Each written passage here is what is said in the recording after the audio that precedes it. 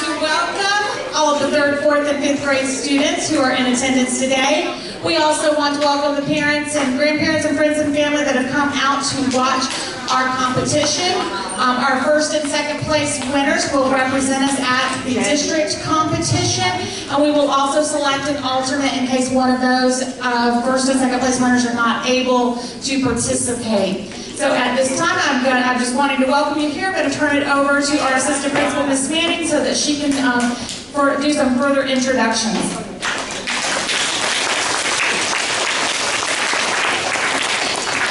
Thank you, families, for being here. I definitely am proud of all of our 4th and 5th graders that participated in the Tropicana contest. That's been a long-standing tradition in our county. We've actually been doing it since 1994, and it's a partnership with Citrus County Schools and our Citrus County 4-H department that is part of the UF Extension Office over in LeCanto Complex. So it's something that all 4th, 5th, and actually 6th graders have the opportunity to write a speech and go through that public speaking process, because we know that's such an important skill as we get into high school and later on in life with college and careers. So proud of all of our 4th and 5th graders. Give yourselves a round of applause. Everyone that participated. Because it definitely takes a lot of guts to get up and stand in front of your peers and speak. And the students that you see behind us on stage are the representatives from their class. So let's give them a round of applause.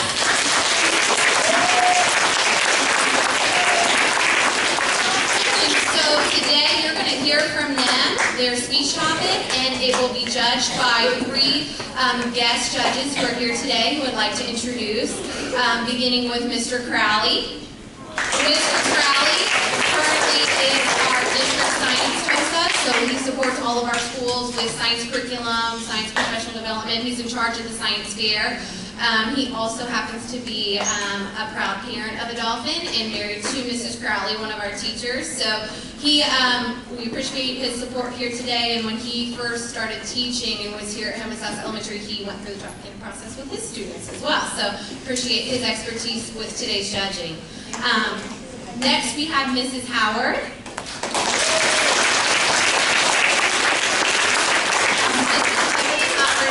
Also a former Homosassa teacher, former teacher of the year. She taught for many years. She is now retired, and she comes back to volunteer and support us in many capacities. She's part of our staff committee. She's been involved with PTO events. She was a former school board member and supported us through decision making, and we appreciate her being here and giving us her expertise with judging. Thank you, Ms. Howard.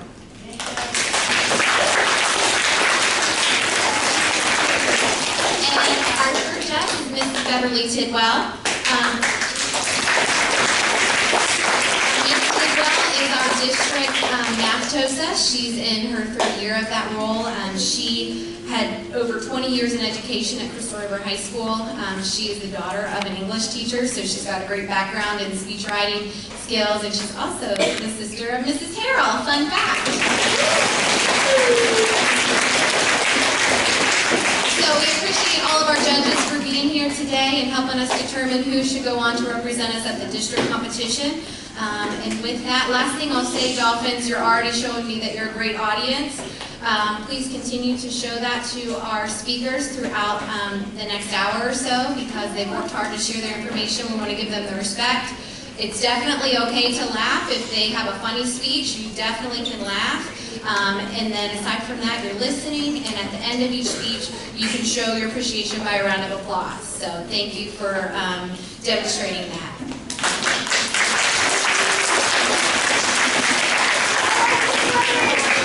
With that, I'm going to go ahead and introduce our first student speaker. Our first speaker will be Justin Florian.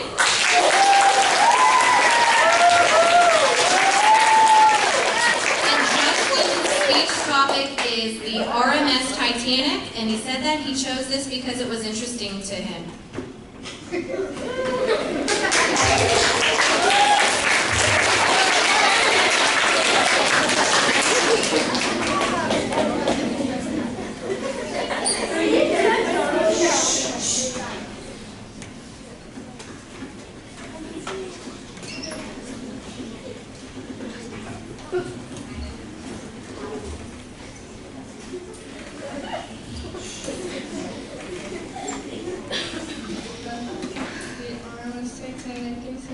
mail steamer that set sail from Southampton, England, April 10, 1912. It was 882 feet with 2,204 passengers and about 900 crew members, about 3,100 people aboard. The prices for a first-class ticket would range from £30 to £870, which in American money was an average of $70,000. The second-class cabin was £12, so in American money it would be $1,375. The third-class ticket was ranged from £3 to £8, which is $350 to $900. And the average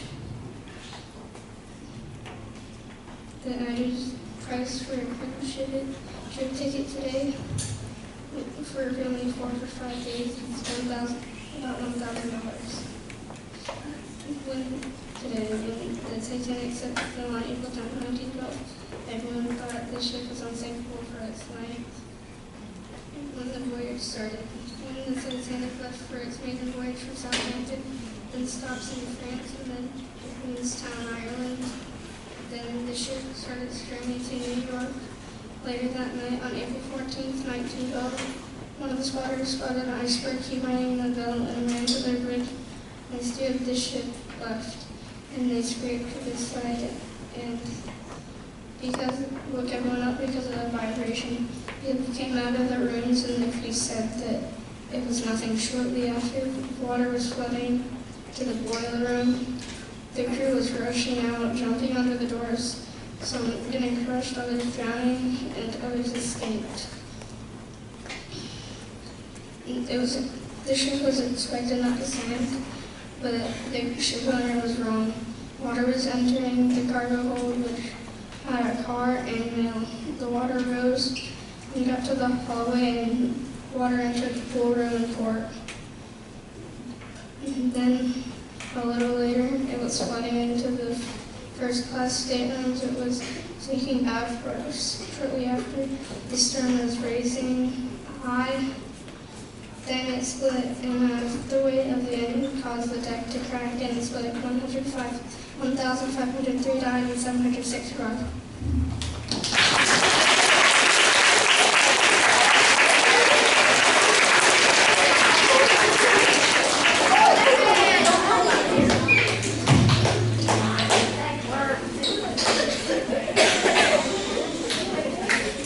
Little intermission between each speech so that we can make sure that we get our scores calculated and over to the people who are timing and all of that. So give me a thumbs up when y'all are ready for me to do the next one.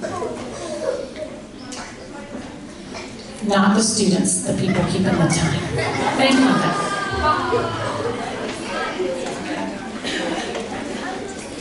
Okay, next up, I want to welcome Jeremiah Robbins to the stage.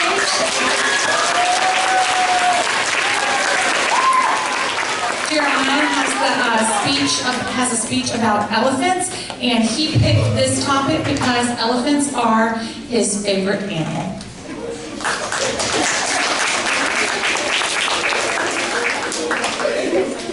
Wow, an elephant. I love elephants because they are very strong. Did you know an elephant can turn over a big truck and it can pick up 2,000 pounds? That is very heavy. Elephants eat a lot too. Elephants eat between 200 to 600 pounds of food each day. As herbivores, elephants consume grass, bark, twigs, and other different types of food. Elephants can also drink up to 50 gallons of water a day, and that is about as much as a standard time bathtub holds. Elephants poop a lot. Elephants poop up to 300 pounds of dung each day. That is a lot of dung. Having a baby elephant is a serious commitment. Elephants have the longest pregnancy than any other mammal. Almost 22 months after birth, baby elephants already weigh up to 200 pounds and stand up to 3 feet tall. Oh, and did you know baby elephants suck on their trunks for comfort, just like human babies suck on their thumbs? Adult elephants do it too. Trunk sucking is most common. Old elephants suck on their trunks when they feel nervous or unsure. Did you know elephants' fear has more to do with the element of surprise, and elephants are afraid of mice because mice get stuck in their trunks? Did you know most elephant sounds can't be heard by humans? Elephants make rumbling vibrations that travel great distances up to 50 miles through the ground. Elephants do forget, but it takes years for an elephant to forget something. But an elephant can remember its mother's sin. Did you know that an elephant is the largest land mammal in the world, and that it's the only mammal that can't jump? Unfortunately, elephants get hunted just like rhinos do, but not for the same reason. Most of you might be thinking it's because of their tusks. It's actually because elephants' tusks are made of ivory, and to balance their weight, hunters kill the elephants for that ivory. And how cruel is that? They make statues out of it too. And did you know 100 elephants get killed a day? Help elephant hunting and stop it. Thank you for your time.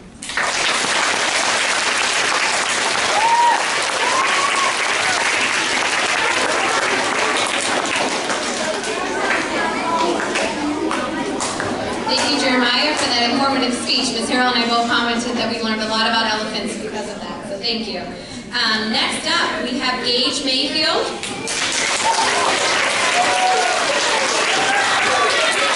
And Gage's speech topic is McDonald's. He says he chose this because it's his favorite place to eat.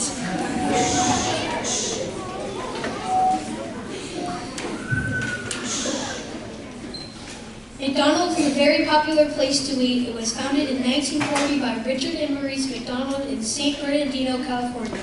Today, McDonald's main office is located in Illinois. McDonald's serves over 69 million customers daily worldwide. McDonald's has about 37,000 locations. In 1968, the golden arches you see today were introduced. Ronald McDonald the Clown was introduced in 1965 to target children to eat at McDonald's. I think he is creepy, and I'm glad McDonald's got rid of him in 2011. McDonald's is one of my favorite places to eat. I love to play at the playgrounds. As of 2014, the new McDonald's have built an iPad station at the tables and booths with TVs. They also have touchscreen games. My favorite things to eat at McDonald's are chicken nuggets, French fries, and M&M McFlurries. I love Dr. Pepper. It helps to wash it all down. However, it's not very healthy for me. The fries seem to have a lot of salt. Salt is not good for you. Salt is a mineral made of sodium chloride. Eating salt may increase the risk of heart disease such as high blood pressure in adults and children. McDonald's chicken nuggets come in 4 shapes: the bell, the bow tie, the ball, and the boot. My favorite is the boot. It reminds me of Louisiana, where my granny lived. I get to spend my summers with her and my cousins. I hope in my speech today you have learned a little bit about McDonald's and me.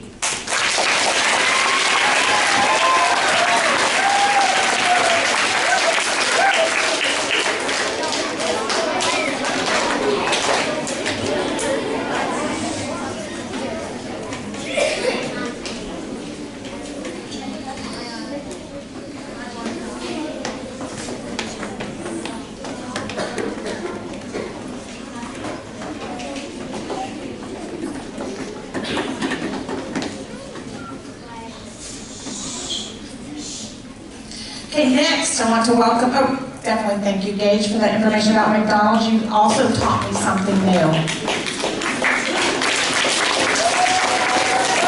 Next I want to welcome to the stage Hunter Barker.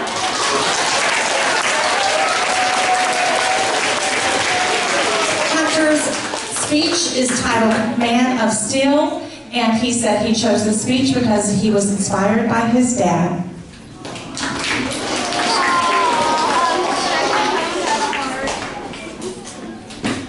His dad was in a pretty horrific car accident earlier this school year, or actually right before the school year started, and definitely had some metal parts to help him survive. And he is doing well. Saw him at a recent Christmas party, so we were happy to hear that. So he wanted me to let you know that.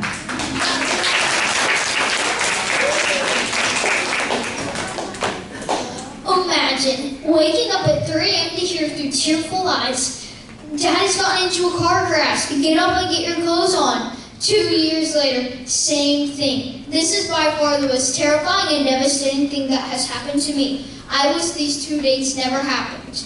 August 10th, 2014. 2012 white GMCC are ruined.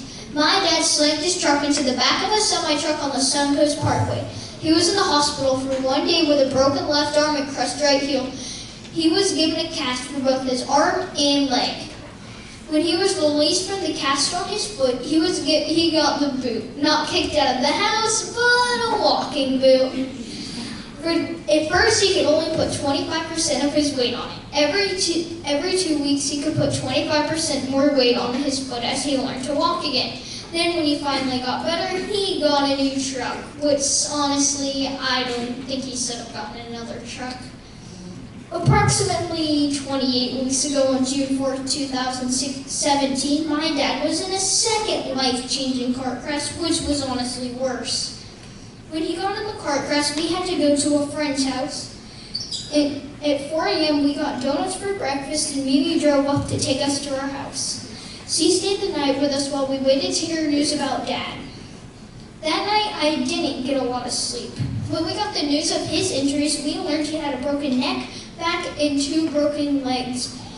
While he was in the hospital, we visited almost every other day. He spent 3 weeks in the hospital, and when he got out of the hospital, he went to Burke's Rehab in Jacksonville. He stayed there for a week and learned how to put his clothes on and how to move with 2 broken legs. When he got out of rehab, he got to come home. However, he had a wheelchair. But that was the first time I had seen him in person in 8 days. After 3 months, he got out of the wheelchair and got to use a walker. After that, crutches. Now, a cane. Next, he'll be on his own, but he's not quite there yet. But he'll be there soon. All in all, he is progressing and has defied the doctor's sins for his recovery. But most of us know the same things happen for a reason, but we may never find this one out.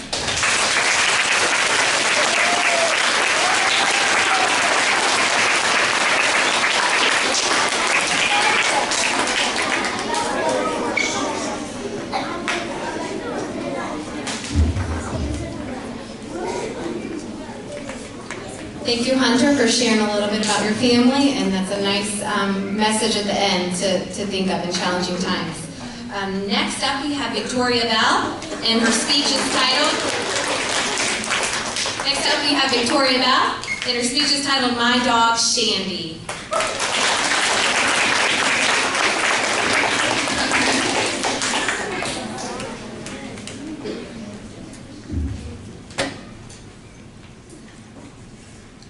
Imagine getting off the bus and hearing "ah-roo," and a dog comes running and dancing. That is what my dog Shandy is like. First of all, Shandy is so playful. She loves to play tug of war. When I give her a rope, she pulls so hard. One time she almost knocked me over. That's how strong she is.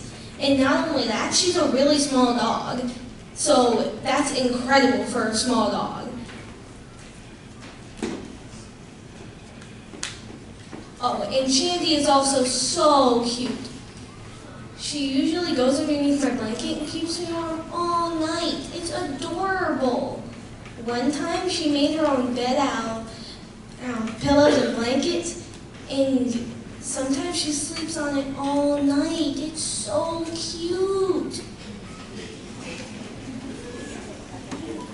Oh, and don't even get me started on how funny she is. Sometimes she goes crazy.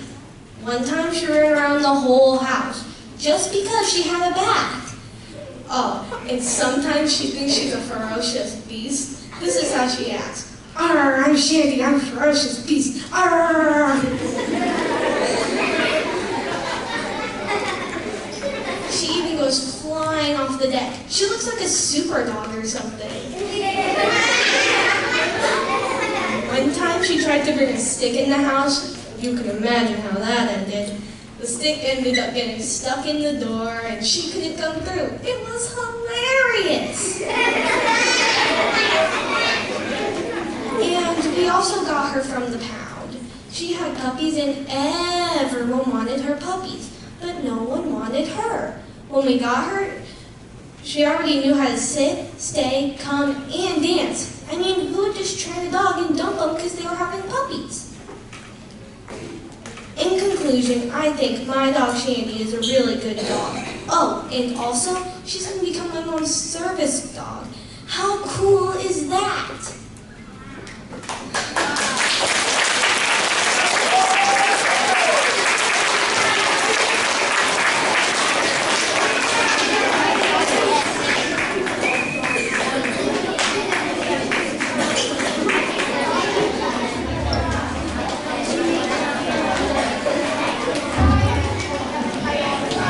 Thank you, Victoria. I loved hearing about your dog. He has some great stories. I want to hear a little more about him later on. And where you got him. Maybe I can already get a trained dog. It's nice when you get an older dog and it's already trained. You don't have to train it. So thank you so much. I'm going to move on to our next speech. I want to welcome to the stage Ayana Daggy.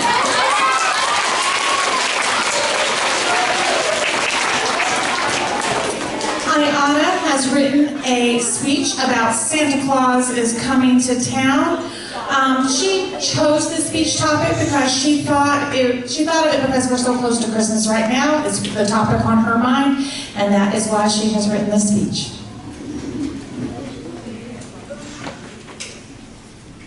Hey guys, it's almost Christmas, and you know what that means? Santa. So I'm going to dinner with Santa, and I always think, is Santa real?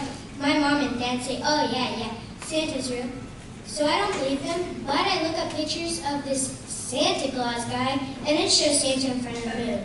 And I say, yep, that's Photoshop. But then I think I should look up what scientists say about this Santa Claus. And it says, U.S. scientists have calculated that Santa needs to visit 822 houses a second to deliver all houses around the world. What do you think about that, huh? You still believe in Santa? Did you know that Santa's other name is Saint Nick, Kris Kringle, and in Russia his name is he's Grandfather Frost. In England his name is Father Christmas. Cool, huh? Here's one more. In France his name is Pierre Noel.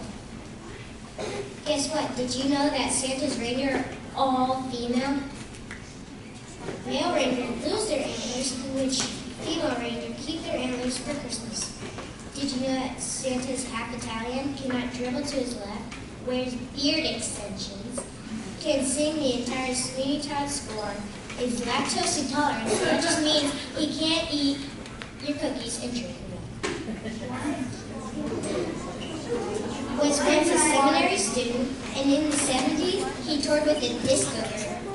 And he passed around with William Ayers, was briefly married to Elton John, and one more, invented green Tabasco sauce. I have no clue about all those Santa facts. Like, I have always wondered who invented green Tabasco sauce. Did you know that Santa's nice list can stretch around the whole world several times? There is a Santa Claus University for top-notch Santa Clauses that teaches toy knowledge, poses, and how to avoid loss. A top-level Santa Claus can make up to $100,000 a year. That's crazy. I kind of want to become a Santa Claus now. Did you know that Santa has to visit 108 million houses in one night? In conclusion, you either believe or you don't receive. At least that's what they say in my house.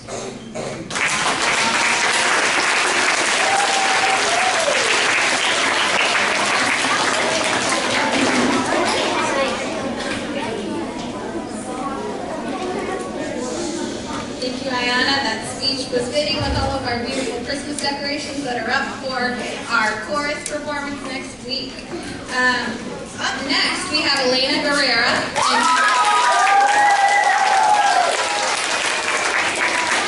And she's going to be speaking about soccer because she says it's her favorite sport and it keeps you active.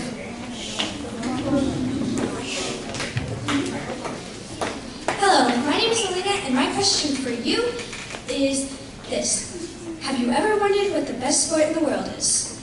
Well, here's your answer. Soccer.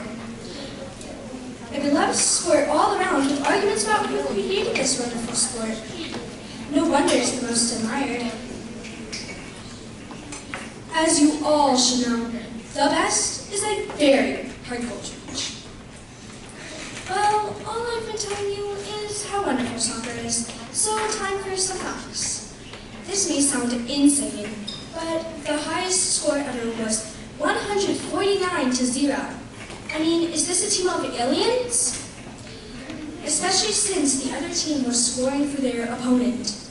Back to facts. Did you know that a soccer player runs 9.5 miles a game? That's like if you ran around a basketball court 350 times. I mean, being a soccer player would kill a fat person. And well, imagine being a boy prisoner eager to play an athletic game and you make soccer. Well, that's exactly what happened. Like I always say, if it's a good thing, it was probably made by the opposite type of person. Another fact is that this man named El Salvador is insane. He waged war on hunters after losing a soccer game. Well, time for the last and craziest fact. Soccer was banned in Mississippi until 1991. Like, who does that? What kind of monsters are those people? Who doesn't want to slap soccer haters up there? Well, I know for a fact, soccer shall move to the end. Well, in conclusion, soccer is a fun, a crazy, and a weird game. And who doesn't like a little bit of weird?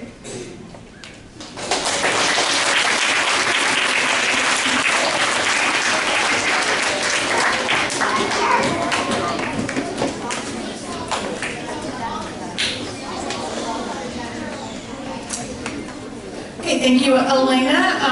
I think all the ones that are giving me tons of facts, I'm like, I didn't know that, I didn't know that. I was sitting over there learning things about elephants, learning things about soccer, learning things about dogs. It is awesome.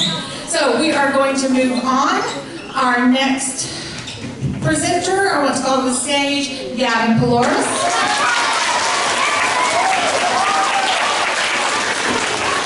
And Gavin's speech is titled When Disaster Strikes, and he was inspired to write this speech because of some of his family who suffered from a disaster.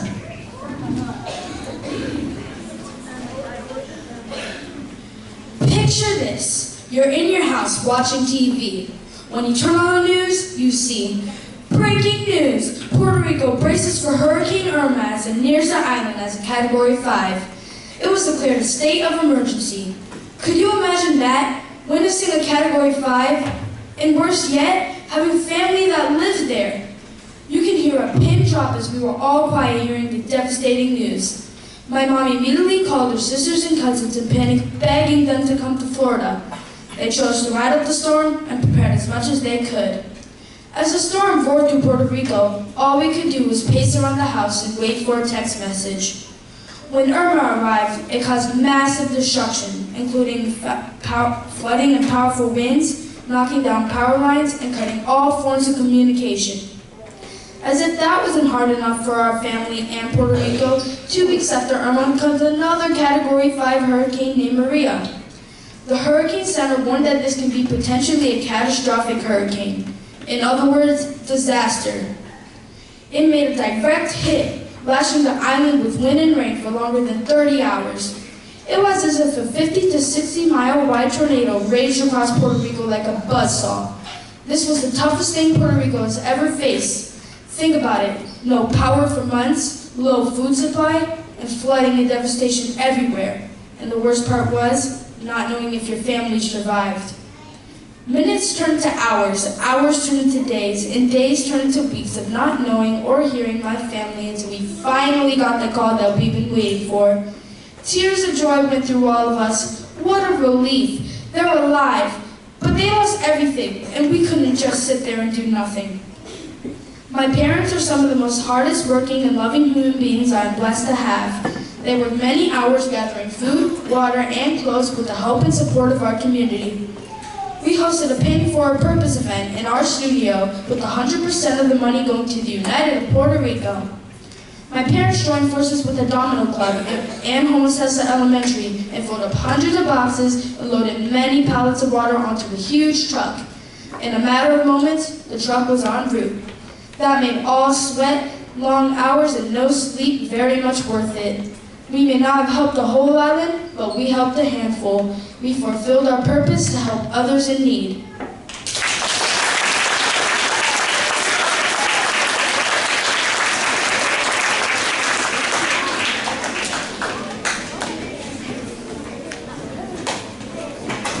Thank you, Gavin. I know many of our dolphins were involved with collecting items to donate to that cause, and when we think about Christmas and the season of giving, I think giving to others in need is definitely one of the best gifts we can give. So nice to hear you speak more about that in your speech. Next up, we have Amanda Calvinick. And Amanda was inspired by her great-grandmother to write a speech entitled Kitty Adams.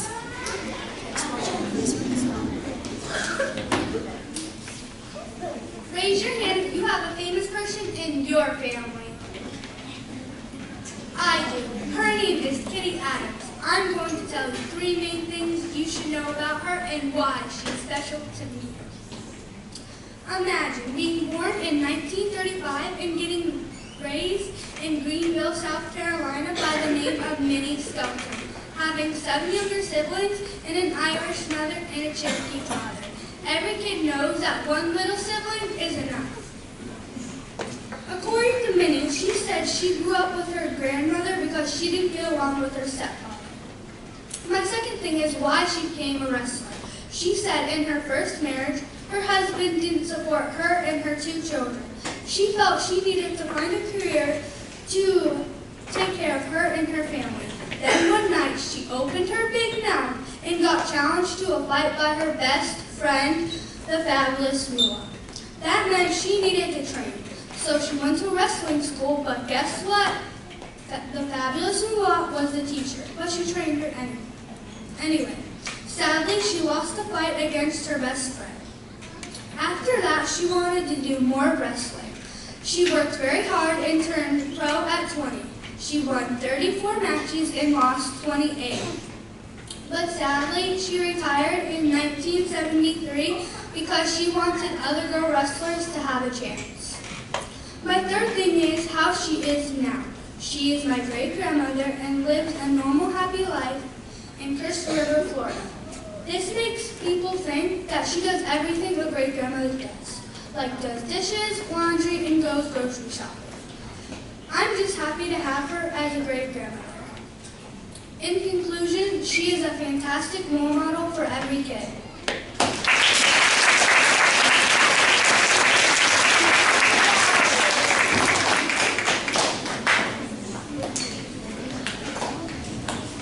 Thank you, Amanda. It's nice hearing about your family. We are going to move on. Our next speaker is Julius Rowe.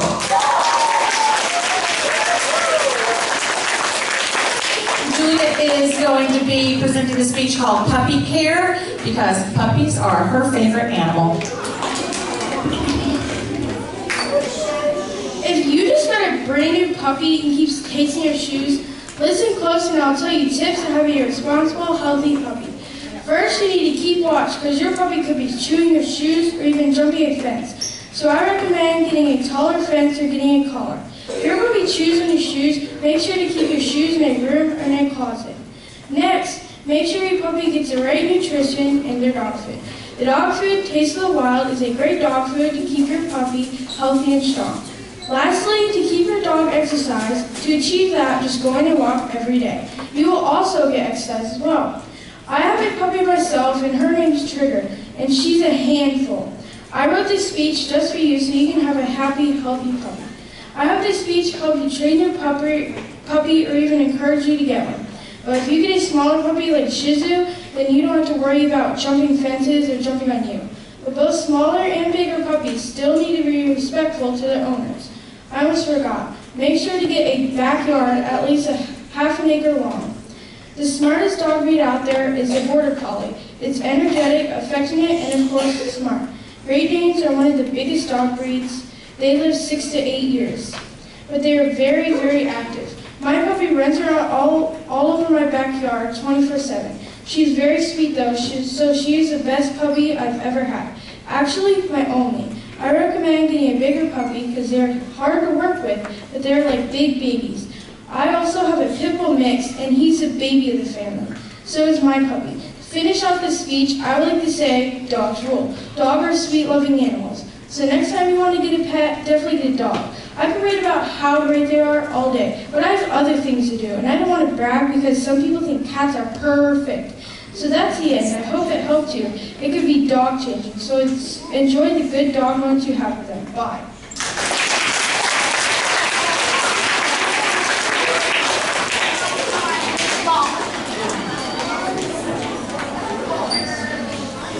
Julia, thank you. I definitely have to say I agree with you that dogs rule. Audience, I want to thank you for being a great audience so far. I'm loving your participation and your applause for all of our speakers. I know they appreciate that feedback from you. Our next speaker is Harlan Smith. And he's going to be speaking about somebody that is very special to him. His speech is titled, My Great Grandma.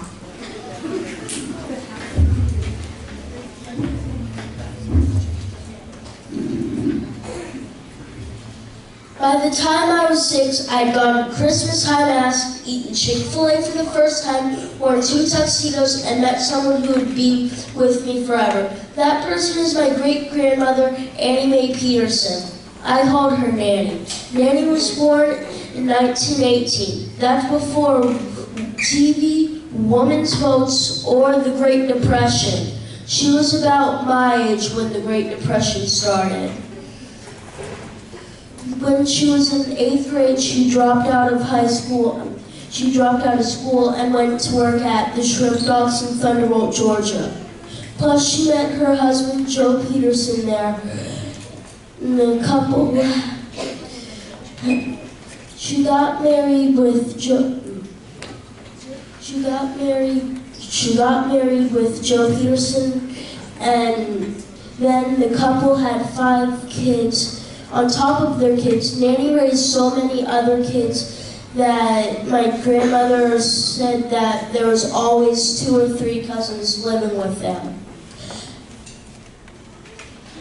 After Nanny lived in Georgia, she moved to Brownsville, Texas, and then to California, then finally back to Georgia.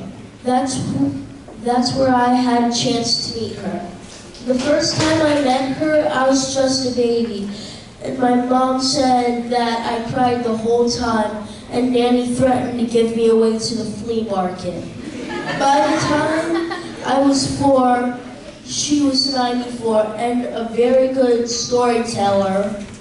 But sadly, I didn't know her for many years. I only knew her for 4 years. She taught me valuable lessons such as to be a kind, respectful person and never ask to skip church and go straight to Chick-fil-A. And finally, Nanny died at age 97 with many adventures. That I've started to hope that you can understand why my nanny is so important to me. Thank you for your time.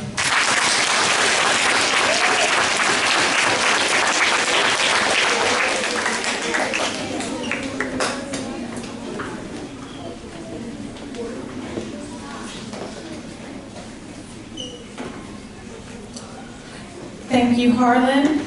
We are going to move on into our next speech. Will be presented by Lily Ann Munn.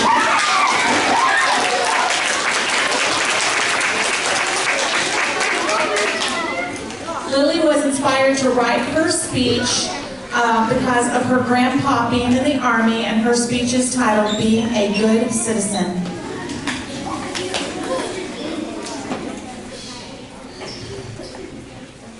Did you know that you can be an awesome citizen with a low price of $0? Being a good citizen may be hard, but with these steps I pinky swear that even little troublemakers can become spectacular citizens. First, easily take out a no. All you need to do is follow directions. Easy stuff, right? You can also do extra things like holding a door for someone or even picking up trash considers you being a great citizen. Being a good citizen also means you need to keep in control of your body.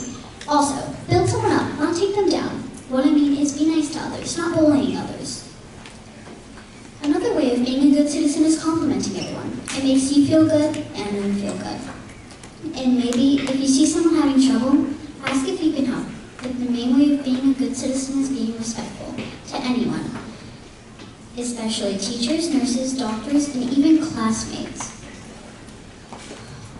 key detail of being a fabulous citizen is listening. If someone is doing a presentation or speech, just listen to what the person has to say.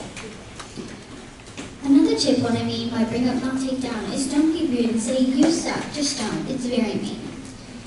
By being a good citizen, I mean the people who usually do extra things, like helping someone up and a lot more things to reach the certain citizen requirements. But the distinct definition of a citizen, according to Google, is a native naturalized member of a state or nation who owes allegiance to government and is entitled to protection. Another definition of citizenship is the state of being vested with rights and privileges of a citizen. Anyway, let's get back on topic. A citizen isn't something you can buy from a store. If you've already conquered these steps, congratulations. You are an official, phenomenal citizen. A good citizen is someone who respects others and their property. She is helpful and willing to put others first. Remember these and you can be an awesome citizen.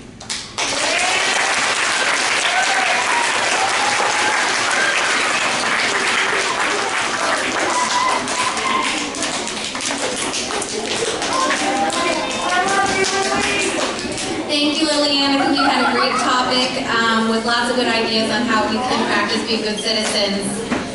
Next up, we have Emma Lawson. And Emma is going to be speaking about something that is fun to her. The title of her speech is paddleboarding. Well, my family and I were out on a typical Saturday afternoon, enjoying our time on the finger canals, the backwaters. I was paddleboarding up a river that was filled with marvelous distractions. Well, one thing in particular caught my eye. Do you guess what I'm referring to? You said manatee, you'd be correct. As I approached that gentle giant, a sense of fear came over me because, for crying out loud, I was on an object that could be easily tipped over by that huge creature. But that fear quickly vanished when I reached out to pet it, and its nose popped up to the surface, allowing me to gently rub it all over. And before I knew, more manatees started swimming near us as well. When my family saw what was going on, they were surprised and wanted to join in too. Everyone except for my little sister. When my mother tried to convince her the manatee means no harm, she still had no part of it. It wasn't until she saw the baby manatee snuggling up near its mother that really convinced her it wasn't anything to be frightened of. Later that evening, we went to the kicker trails. If you don't know what the kicker trails are, they're some of Citrus County's pristine waterways. As a result, you can see clear sandy bottoms, sawdust trails, and even boiling springs. Because of the crystal clear water, you can see some spectacular fish, such as a school of mullet, or a gorgeous alligator around the hunt, maybe even a dazzling bird in the sunlight. These are just a few of the fish you can spot. Not only did we get to see fish, but we also got to take a dip in the ice-cold water.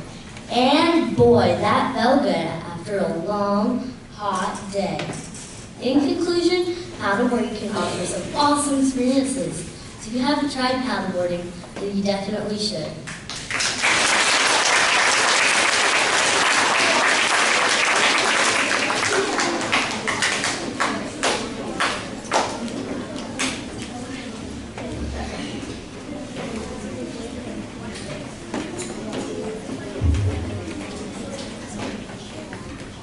I want to welcome, thank you, Emma. I have never been paddleboarding.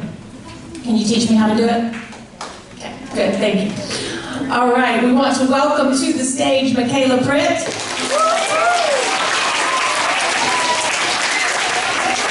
She is going to be presenting a speech titled Grocery Struggles. She said she chose this topic because she dislikes grocery shopping a lot.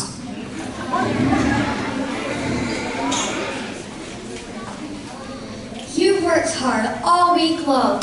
You did your homework, completed schoolwork, and woke up early for 5 days. It's finally Saturday, and you get to do whatever you want. At least, that's what you think. I would like you to raise your hand if you have ever been grocery shopping before.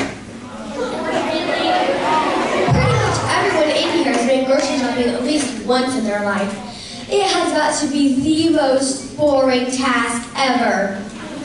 So, we go to the store and everything's fine at first. I think this might actually be a good shopping trip. Ha, that's where I am always wrong. How could you have a good shopping trip when there are so many choices? We walk down the canvas aisle to get a can of tomatoes. You'd think that would be easy, right?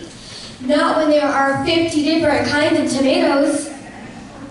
As I study the cans, I realize there's whole tomatoes, diced tomatoes, crushed tomatoes, tomato sauce, tomato puree, tomato paste, and tomatoes with chili peppers. Who needs tomatoes with chili peppers? And what do you use tomato puree for? And don't even get me started on the cereal aisle. Have you been down the cereal aisle? How can you choose one box of cereal from a sea of sugary cereals? As we stand here with all these choices, it can become so tiresome. My feet start to hurt, my legs get sore, not to mention it's 50 degrees below zero. Seriously, do they want kids to get hypothermia? All I want to do is go home and have some free time. Anything other than grocery shopping. And here comes the real fun part, unloading the car. You have two choices when it comes to unloading the car. You can either break an arm trying to carry all of them in at once, or you can make 50 trips trying to carry a couple in at a time. There really is no win here. Don't get me wrong, I like to eat just as much as the next person, but there has got to be another way of getting the groceries without having to go grocery shopping every single Saturday. I'm the person who tries not to complain, but I sure would be glad if I never had to go grocery shopping again.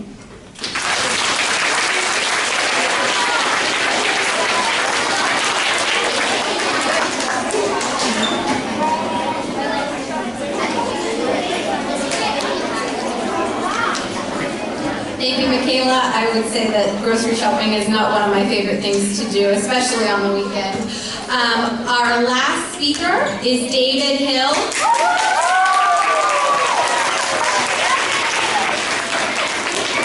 And David's speech topic is actually how to write a Tropicana speech. So third graders, listen up because you'll have to do this next year, so maybe you can get some tips from David.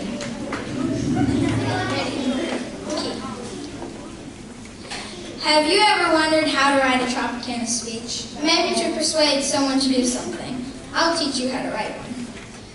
First, you should plan what you're going to say. Your speech should be about 2 minutes, 30 seconds long. Let's say your topic's about turtles. I love turtles.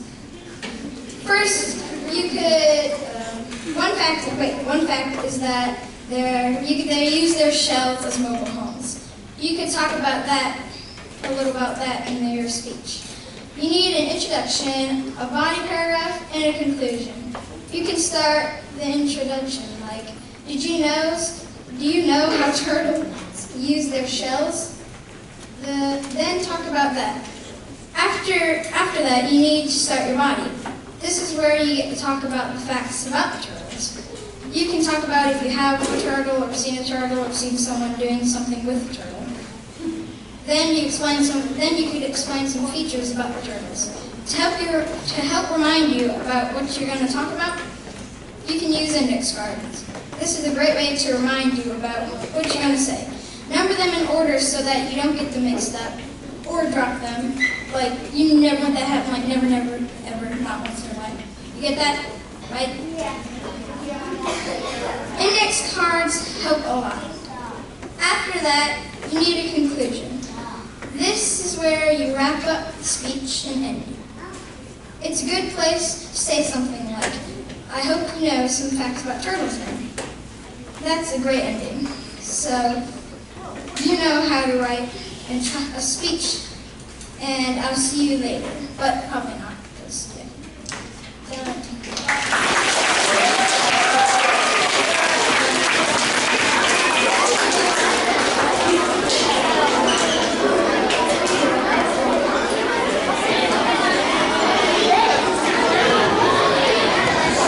this time, our calculators are being used to determine our first, second, and third place winner.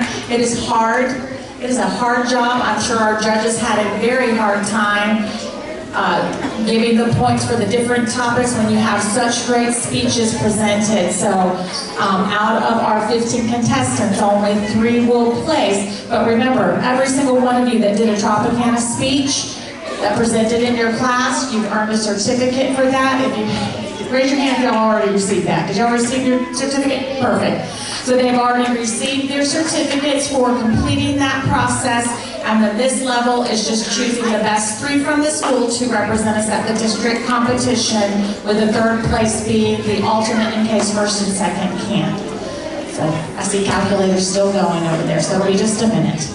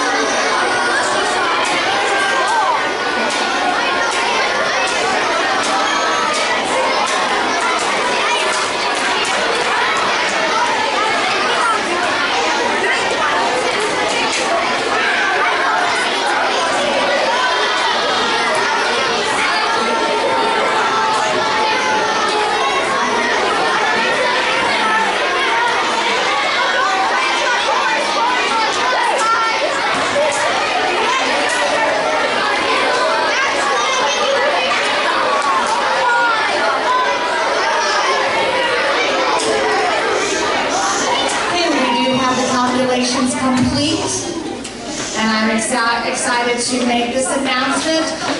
Definitely excited for the students who I will be announcing, but I also want to encourage the students that are up on stage and those of you in the audience that if you don't place first, second, or third, there's always next year. Remember, this is done in 4th, 5th, and 6th grade, and you have just witnessed several great speeches up here, so that kind of gives you the idea of what you need to be working towards.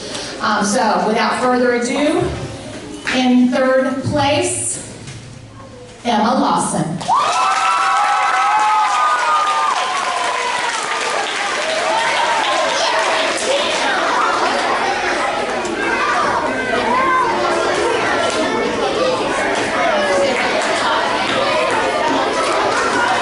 Second place, Hunter Barker.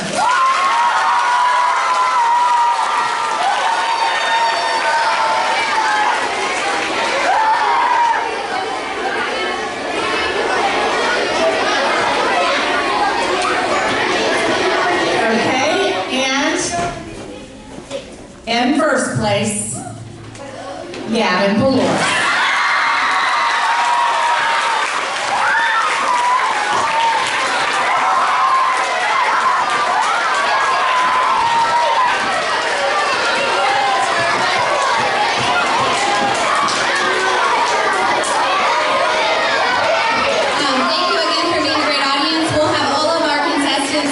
Just a few seconds so we can get a few pictures. direct you on your way that you're going to exit. And you were a great audience. Thank you. Thank you to our